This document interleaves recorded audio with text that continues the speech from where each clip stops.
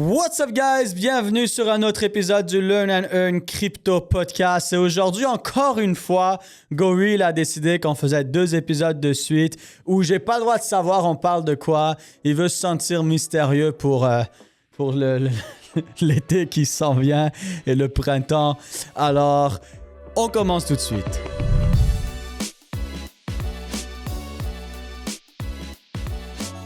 Comme vous savez déjà, nous ne sommes pas conseillers financiers. Tout ce qu'on va voir ensemble aujourd'hui ne peut pas être vu comme un conseil financier. Vous devez faire vos propres recherches, analyses et décisions. L'investissement et le trading, c'est risqué. Risque veut dire potentiel gain, mais aussi potentiel perte, voire grande perte. Donc, toujours utiliser de l'argent que vous pouvez vous permettre de perdre. Et les résultats passés ne garantissent pas les résultats futurs. Toujours faire vos propres recherches. Comme je dis, on n'est pas conseiller financier, juridique, fiscal ou quoi que ce soit.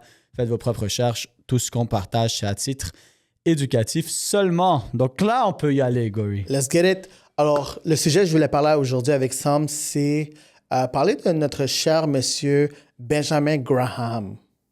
Benjamin Graham, OK? Je trouve que c'est un monsieur super intéressant. Je vais laisser premièrement Sam juste parler un peu de qui il est, qu'est-ce qu'il a fait dans sa vie, puis à partir de là, je poserai des questions par rapport à ce sujet-là. Benjamin Graham aussi, il a été beaucoup connu à travers Warren Buffett, parce que qu'est-ce qu'il faut savoir, c'est que Benjamin Graham, il a écrit plusieurs livres et un de ses plus célèbres, ça a été The Intelligent Investor. Il y a eu d'ailleurs plusieurs versions. La version la plus connue, souvent, c'est la 4e qui a été aussi éditée par, j'oublie toujours comment dire son nom là, mais c'est quoi déjà son nom? Zlegler, quelque chose comme ça, j'oublie toujours son nom. La version rouge pour la plupart d'entre vous.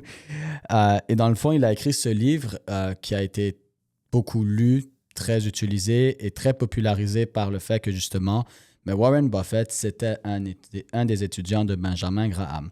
Et pour beaucoup, Benjamin Graham, c'est un peu un des plus gros et des plus grands investisseurs du temps moderne qui a expliqué beaucoup de choses à travers ses enseignements parce que il a enseigné et il a aussi écrit des livres.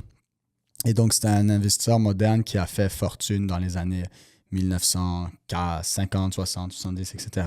Quelqu'un qui a été très, très fort, quoi, un peu le Warren Buffett de cette époque-là. Et justement, comme j'ai dit, Warren Buffett a été un et peut-être le plus grand étudiant de Benjamin Graham. Donc, voilà le personnage pour qu'on comprenne un peu c'est qui. C'est pas n'importe qui. C'est quelqu'un qui est extrêmement fort et qui a formé parmi les plus grands investisseurs des temps modernes. 100%. Son livre, c'est un peu comme... C'est quoi? C'est comme la Bible du monde de l'investissement, mais dans l'époque, n'est-ce pas? Ouais, mais même encore aujourd'hui, c'est un grand classique. Les grandes universités qui sont vraiment spécialisées dans l'investissement, pas juste, par exemple, et c'est pas pour être méchant, mais pas juste des universités qui font des cours sur les finances, mais vraiment des universités comme Columbia Business School, où vraiment ils forment pour des fonds d'investissement, des hedge funds, etc., des fonds privés. C'est comme un de leurs must. C'est comme tu es obligé de lire ce livre. Donc, il est encore extrêmement lu, extrêmement utilisé. Bien que dans le livre, moi, je suis en train de le relire pour une 2e fois et il y a quand même beaucoup de choses qui sont passées date parce qu'il y a beaucoup d'exemples qu'il fait par rapport à des choses en 1970, en 1960, en 1950, 1940. Donc, il y a beaucoup de choses différentes. Tu sais, déjà, des fois, il te parle des actions, mais lui, quand il parle des actions, il parle des papiers. Alors que maintenant, il n'achète plus les papiers. Là, tout est en ligne digital. Et même si vous prenez la dernière version et que vous la lisez avec les commentaires et les ajouts qui ont été faits en 2002-2003 par, je pense que c'est ça, Jason Zwigler, je suis toujours dans la misère avec son nom. Même à ça, c'est 2002-2003, genre. So, il n'y avait même pas encore eu la crise de 2008, les subprimes, puis tout ça, et ça fait quand même 20 et quelques ans, donc ça, c'est le plus récent, tu sais. Très nice. Puis, une des choses que j'adore de M. Benjamin Graham, c'est sa philosophie. Tu vois, certaines de ses philosophies, c'est par exemple penser d'une manière en étant le plus objectif possible. Sa 2e philosophie, c'est par exemple avoir une bonne marge de sécurité. Mm-hmm. Et sa 3e philosophie, qui est je pense que c'est une des philosophies préférées à Sam, tu me diras si j'ai tort, c'est d'acheter des actifs qui sont sous-évalués, mais des vrais actifs sous-évalués. Est-ce que tu dirais sa troisième philosophie, ce serait ta philosophie préférée de lui? Oui, ben, je trouve que tout est vrai. C'est sûr que pour moi, acheter des actifs sous-évalués, c'est ce qui fait le plus de sens parce que je vois ça d'un point de vue business aussi, comme si j'achète une business, je vais l'avoir au meilleur prix. Si j'achète une maison, je vais l'avoir au meilleur prix. Donc, automatiquement, tu sais, tu parles de sa marge de sécurité. Et ça, Warren Buffett, il en parle souvent du fameux margin of safety. Il parle aussi du moat, M-O-A-T. Tu sais, ce que tu trouvais autour des châteaux. Et il te dit, ben, c'est quoi le moat de la business? C'est quoi son avantage compétitif? Est-ce que la business, c'est comme un château fort qui est comme surélevé avec des roches, des ponts-levis, avec un fossé avec des crocodiles dedans? Puis c'est ça l'avantage compétitif et défensif de ce château-là, ou ton château, c'est comme il est au milieu d'un champ à découvert avec des petits morceaux de bois, puis comme presque n'importe qui peut briser la barrière. Et ça, il en parle souvent, Warren Buffett, mais ça vient justement de cette idéologie-là de justement, c'est quoi ton avantage compétitif? Puis c'est une fois que tu as cet avantage compétitif, est-ce que tu as une marge de sécurité? Donc, ce n'est pas juste d'acheter un actif à une bonne valeur ou en dessous de sa valeur, mais c'est d'acheter un actif à une bonne valeur, donc un actif qui est sous-évalué par rapport à ce qu'il devrait valoir, mais justement, sous-évalué dans un sens où comme on a une margin of safety, une marge d'erreur, que comme c'est tellement attrayant que même si ça descend plus bas, on s'en fout parce que justement, la meilleure gestion du risque avant même la diversification, et je le répète tout le temps, c'est le prix d'achat. Si j'achète 7, 8, 10 compagnies, voitures, immeubles, whatever, tu t'achètes 10 trucs qui sont censés être super bons, mais tu les payes tous 2 fois trop cher. T'as beau être diversifié dans 10 trucs différents qui sont censés être tous super bons, au final, c'est excusez-moi le terme, mais c'est un peu de la merde parce que tu as payé 2 fois trop cher, donc c'est pas bon. Et donc, la première gestion du risque, c'est pas la diversification. La première gestion du risque, c'est, oui, faire ses recherches pour acheter un actif de qualité, mais à un bon prix. C'est ça, la première gestion du risque. C'est d'avoir un bon prix. C'est le prix, la première gestion du risque. Et non le temps. Et non le temps. On a parlé aussi dans le dernier podcast de ça. Donc, non, c'est pas le temps. C'est le prix, la première gestion du risque. Et la deuxième gestion du risque, c'est la diversification concentrée, pas diluée. Concentrée, ça ne veut pas dire que tu mets tout au même endroit, mais tu n'es pas non plus dilué. Donc, la diversification que j'appelle diversification concentrée non corrélée.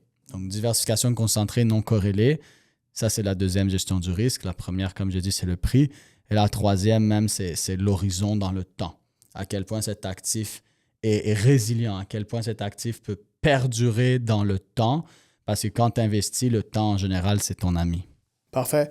Et à ce que j'ai entendu, Samuel, tu me diras si j'ai raison ou pas, mais M. Benjamin Graham, c'était le premier milliardaire, mais à travers le monde des investissements et non côté business. C'était pas un entrepreneur, premier milliardaire, c'était le premier milliardaire spécifiquement en investissement, n'est-ce pas? Les chiffres concrets exactement, il faudrait vérifier, mais c'est clairement une ou la personne qui a accumulé la plus grande fortune comme investisseur dans cette époque-là, absolument. Parfait. Maintenant, c'est sûr que ce qu'il a accumulé, si ce n'était pas un milliard ou plus, maintenant, c'est sûr, si on prendrait époque pour époque, ça vaudrait des milliards. Ouais. 100%. Et la grande majorité de sa fortune, c'est venu à travers qu'est-ce qu'il a investi dans la bourse et qu'est-ce qu'il a investi dans certaines obligations, n'est-ce pas? Ben, même quand tu lis son livre, tu réalises que Benjamin Graham, c'est quelqu'un qui appréciait fortement les obligations. Il parle beaucoup des obligations, il parle des stocks. C'est pas qu'il n'aime pas les actions de compagnie, il en parle, il apprécie aussi. Mais c'est quelqu'un, tu vois, que sa spécialité, et il a quand même un grand penchant pour des obligations. Que ce soit des obligations de la trésorerie ou même des obligations à un certain moment de compagnie. Mais c'est quelqu'un que tu vois qui, en général, apprécie beaucoup les obligations. Ouais. Parfait. Puis, pourquoi M. Benjamin Graham n'a jamais investi nécessairement ou n'a jamais préféré nécessairement, admettons, l'immobilier ou l'or, comme les commodités? Mais si tu étudies un petit peu, tu sais, il a touché à différentes choses, mais ça revient un petit peu à ce que Warren Buffett enseigne aussi, qui vient de ça, c'est que tu peux aussi aller chercher un edge, soit un avantage, quand tu connais vraiment bien un domaine. Et justement, il expliquait que souvent, si tu regardes le Forbes 400, les 400 personnes les plus riches, tu réalises que les tops, les plus riches des plus riches sur ce monde, souvent, ils ont fait une grosse fortune dans un secteur ou d'une façon où ils connaissaient vraiment bien. Par exemple, quelque chose qui est intéressant, c'est qu'ils restent rarement dans le top s'ils restent à cet endroit-là. Dans le même secteur. Exactement. Les statistiques montrent qu'ils deviennent dans le top 400, dans le Forbes 400, grâce à un certain secteur ou quelques secteurs particuliers qui les amènent là. Mais si on regarde les statistiques aussi, c'est rare, une bonne majorité ne va pas rester dans le top 400, dans le Forbes 400, s'ils ne se diversifient pas. Donc, ce qu'il faut réaliser justement, c'est ça, c'est qu'ils atteignent ce Forbes 400, mais ensuite, pour rester dedans, c'est là où il faut aller chercher une certaine diversification. Et Warren Buffett, il en parle souvent. Si on regarde Warren Buffett, oui, il diversifie dans différentes industries, mais sa spécialité, c'est les actions de compagnie. Sa spécialité, c'est comprendre comment une entreprise fonctionne, comment une business fonctionne. Et c'est ce edge-là qu'il a qui l'amène à avoir les résultats qu'il a eu avec cette vision long terme aussi quand il achète des actions. Parce que Warren Buffett, il a plein d'entreprises. Les gens le voient souvent comme un grand investisseur, mais c'est beaucoup plus que juste un grand investisseur. Il a fait beaucoup plus que ça. Et justement, parce qu'il comprend tellement bien comment fonctionne une entreprise à l'interne, ça lui donne ce edge de comprendre comment évaluer l'entreprise aussi et d'acheter ce type d'action. Et si tu regardes Warren Buffett, oui, il est diversifié, mais c'est tout à travers des actions là, globalement. Ça va être des actions de compagnies qui sont spécialisées dans les bons et non pas des bons directement. Ça va être des compagnies dans les finances, ça va être des compagnies dans des compagnies dans l'alimentation, etc., etc. Mais ça reste il reste justement dans son edge. 100%. Puis, c'est vraiment intéressant parce que il pense comme un investisseur et comme un entrepreneur, tu vois. Puis je pense que c'est les meilleurs types de personnes que, même pour nos projets personnels, lorsqu'on a des entreprises ou si on est un investisseur, on veut s'associer. On veut s'associer avec des gens qui des bonnes connaissances dans ces deux, admettons, domaines, right? Puis là, maintenant, ma grande question. Est-ce que tu es prêt, Sam, pour ma question? Je suis prêt pour ta question, Gary. Tu sais, toi, Sam, ça fait depuis combien de temps que tu es dans la crypto maintenant? 2017, officiellement. 2017, OK. Ouais. Puis, toi, t'adores Benjamin Graham, tu me parles pas mal de lui. Anyways, actuellement... Mais il y en a plein que j'aime beaucoup. Ouais. Ben, actuellement, c'est ça le trend. Parce que là, je l'ai relu. Ouais. Je suis en train de le relire pour la deuxième fois, donc je suis plus dedans. Ouais. Mais il y en a plein qui sont incroyables, là. OK. Est-ce que... Ben, plein. Plusieurs. Actuellement, c'est lui le trend, c'est lui que t'es en train de relire. De relire à 100%. OK, ouais. Parfait. Question pour toi, c'est...